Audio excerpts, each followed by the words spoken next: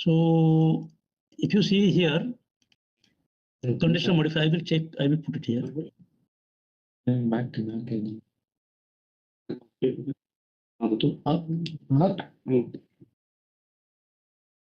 Okay, so guys, if you see this table, we are saying operation condition will not be applicable. Probability half. Yeah, if I see table occupancy factor, so this is applicable for our case.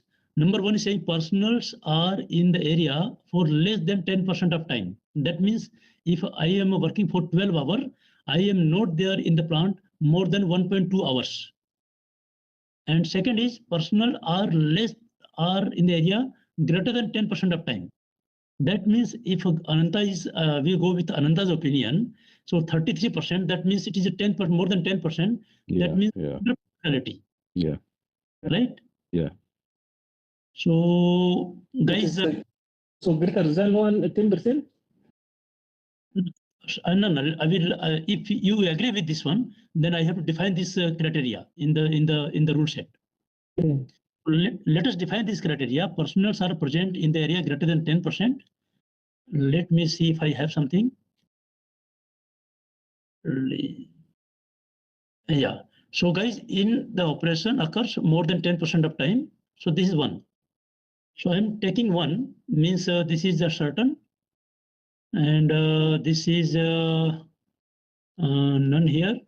This is none, and this is none. So I'm worried about my fatality and the downstream blockage. So blockage, you can say one MOV.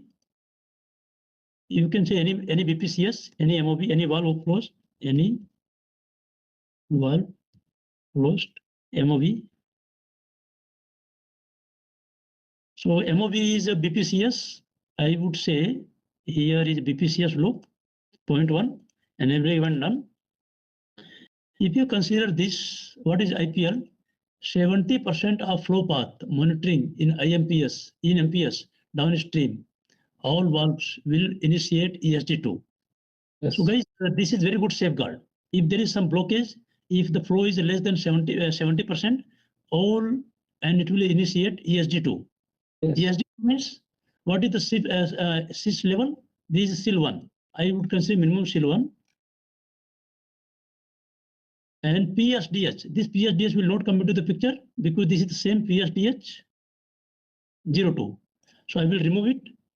So if you consider this is a SIS 1,